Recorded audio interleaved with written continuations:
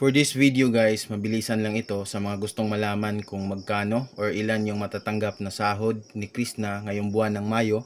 So para sa inyo ang video ito. At bago tayo magsimula, kung pwede, subscribe my YouTube channel kung gusto niyo ng ganitong mga video. At para updated kayo kung may bago akong upload na katulad ng ganito.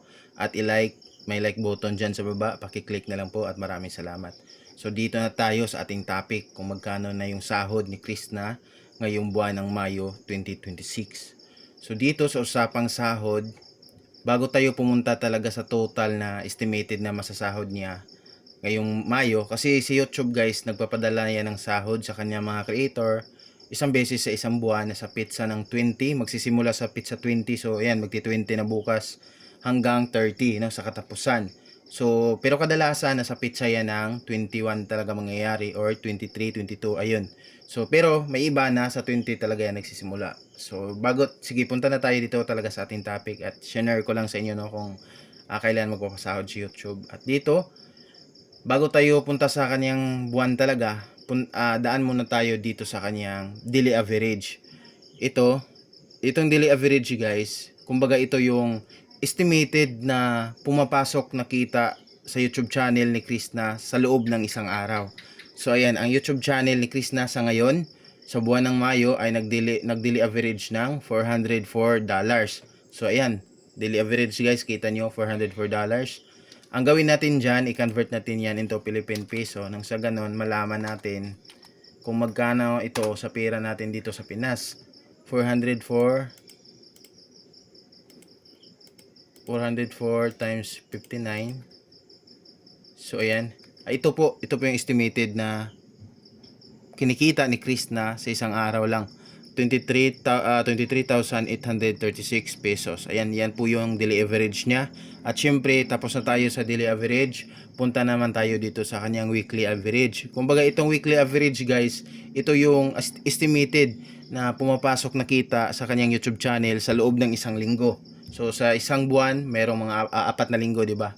So ito isang linggo lang ito, ayan, weekly average. So si Krishna sa ngayong buwan ng Mayo, nag-weekly average siya ng, ayan makikita nyo, $2,400. 2,400, i-convert din natin. 2,400 times 59. So yan po ang estimated na kita ni Krishna sa loob ng isang linggo. 141,600 pesos. So tapos na tayo dito sa daily and weekly average niya. Kumbaga, ay sorry, nakalimutan ko guys. Daily and weekly average tapos na tayo. Meron pa pala ditong isa. Kumbaga ito yung sa estimated na sahod sa YouTube channel ni Krishna na pumapasok sa for the last 14 days no, sa loob ng 14 na araw. So isali din natin to. Ayan, for the last 14 days ang pumasok na kita sa kanyang YouTube channel is $3,800. So palaki ng palaki no, $3,800 times 59. So ayan, ito po yung estimated na kinikita ni Krishna sa loob ng 14 na araw, 224,200 pesos. So ayun, tapos na tayo dito.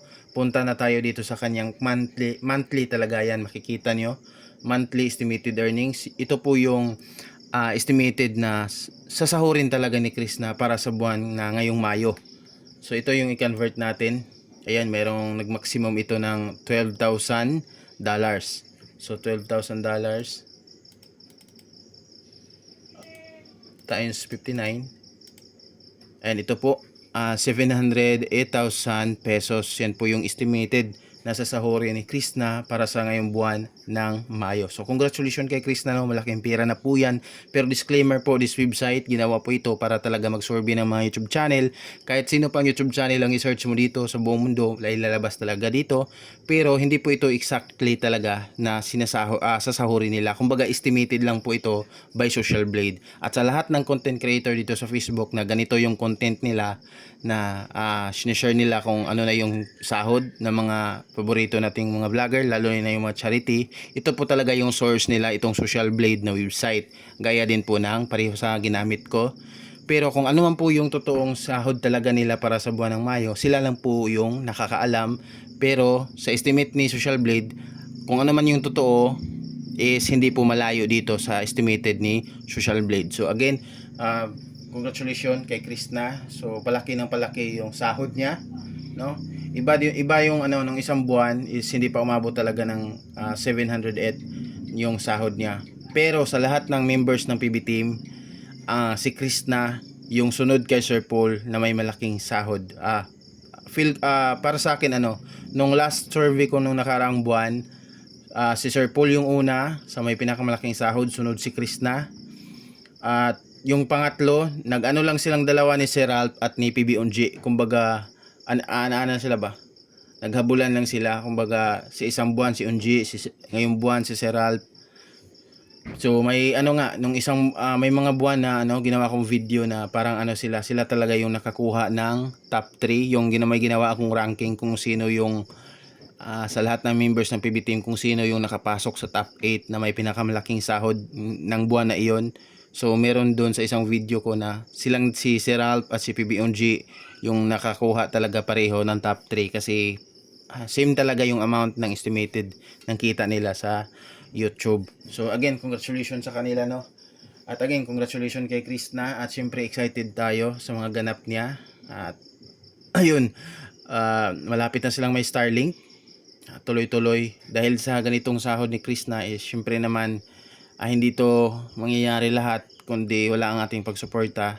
At tuloy lang tayo kasi nagsisimula na yung pagcha-charity yung bata, nang sa ganon mas madami pa siyang matulungan, no skip ads at patuloy lang pagsuporta. At sana yung ibang nagbabash kay Krishna is mabago na, mag-move on na, at tangkilikin na lang yung bata na kahit isang tabi nyo muna kung ano yung may judge yung negatibo sa kanya, kung ano yung hindi maganda yung nakita sa kanya, dahil sa inyo naman yun. Iba kasi yung iba kasi yung mga pagtingin natin talaga sa tao, pag-judge. Pero sa inyo yon. Pero kung pwede, isang tabi nyo muna yon. Ang i-appreciate nyo yung pagcha-charity niyo ni Krishna ngayon. Alam nyo naman, di ba? So kita nyo yung pagcha-charity ni Krishna, sinusubukan niya talaga at sobrang galing ni Krishna. At may malaki talaga siyang potensyal na meron pa siyang madaming nangangailangan ng tulong na matutuklasan. Kasi alam niyo naman yung personality ni Krishna is sobrang natural sa kanya yung pagkamatulungin. Hindi walang halong pagkukunwari. Kahit walang pagcha-charity, ganyan na talaga. Kilala na natin si Krishna na ganyan na talaga siyang klaseng tao. 'Di ba? So yun, support lang. At sana yung hanggang ngayon nagbabash sa kanya, move on na. Kasi yung mga taong sangkot dyan dahil sa pambabash nyo, sila Sir Paul, Krishna is okay na po, no? Healthy na na sila. Okay, wala na silang problema sa isa't isa. Nasa sa inyo na lang talaga yung problema. So sana tangkilikin nyo na lang. Isang tabi nyo muna yung mga negatibo nyong dahil dun sa issue nung nakaraan. Isang tabi nyo, i-appreciate nyo muna itong ginawa ni Krishna ngayon na pag-charity, which is maganda talaga, guys.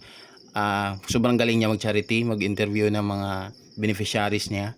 At talagang mismo kung ikaw manood, talaga mafe-feel mo yun na magiging walang ibang mapupuntahan ito kundi magiging successful yung pagiging charity vlogger niya. So ayun, so dami kong satsat, guys, no. So ayun lang, ayun na yung opinion ko. Sana lang na isang tabi niyo muna yung hate sa kanya. Ayun, for this video, again, congratulations kay Krishna. At maraming salamat for this video. At kung gusto niyo ng ganitong video, guys, para lagi kayong updated kung may i-upload man akong katulad nito na video, subscribe my YouTube channel at i-like may like button dyan sa baba. And God bless sa inyo lahat at maraming salamat sa panonood. Bye bye sa inyo lahat, guys.